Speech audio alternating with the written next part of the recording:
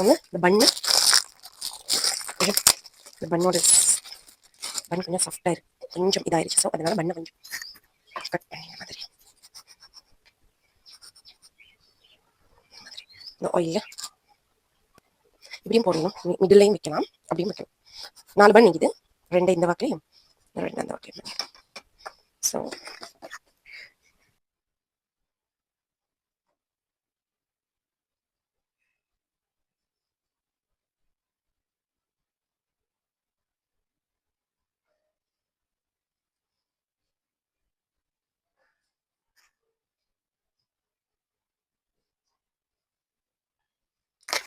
And இப்போ பார்த்தீங்கன்னு சொன்னால் இந்த பன்னு வந்து ஃபுல்லாகவே நான் வச்சுட்டேன். இது வந்து இந்த மிடில் கட் பண்ணி அதில் வந்து ஸ்டஃப் பண்ண போகிறோம்.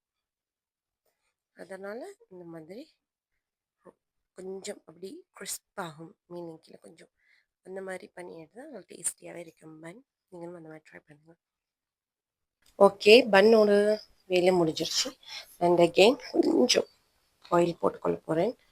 மூடியால் கொஞ்சம் ஆயில் போட்டு, மூடியால் தான் போட்டேன். ஸோ இந்த ஆயில் ஹீட் ஆகிடுச்சு. ஆல்ரெடி நாங்கள் பன் பண்ணினதுனால, ஹீட் பண்ணதுனால நல்லா பேன் ஹீட்டாக தான் இருக்குது. இந்த முட்டை அடித்து வச்சோம்னா இதை கொட்டிட்டு நல்லா பரவலாக்கி வச்சுருவோம். சிம்பிளான ரெசிபி, பட் ஹெல்தி அண்ட் டேஸ்டியான ரெசிபி. ஓகே, நான் செய்ய போகிறோம் 4 பன். ஸோ 4 பன்னுக்கு கணக்காக கொஞ்சம் புக்ஸ் ஷேப் மாதிரி பண்ணிட்டா ஈஸியாக இருக்கும்.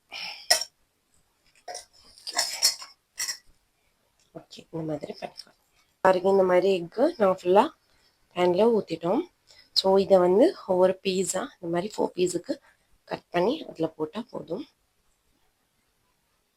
இதோடே தேவைன்னா நீங்கள் மேலே சொசேஜ் க்யூபாக வெட்டி போட்டுக்கொள்ளையிலும், போட்டு அதுலேயும் பார்த்தீங்கன்னு சொன்னால் அதே மாதிரி தான் 4 க்யூப்ஸாக உங்களை பனிஸ்ட குவான்டிட்டிக்கு ஏற்ற மாதிரி க்யூப்ஸாக வெட்டி நீங்கள் பன்னில் ஆட் பண்ணிக்கொள்ளையிலும்.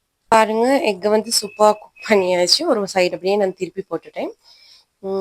அண்ட் அதே மாதிரி எங்களோட பன் ரெடி ஆகிருக்கு.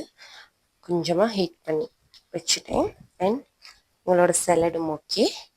இப்போது இந்த எக் இன்னும் கொஞ்சம் நேரம் ஃப்ரை ஆகிடுச்சின்னா பன்னை வந்து செஞ்சிடணும். ஓகே, சூப்பராக குக் ஆகிடுச்சு. ஓகே, இப்போ இதை வந்து இன்னொரு கூல் ஆகிறதுக்காக இன்னொரு பிளேட்டுக்கு ட்ரேக்கு ட்ரான்ஸ்ஃபர்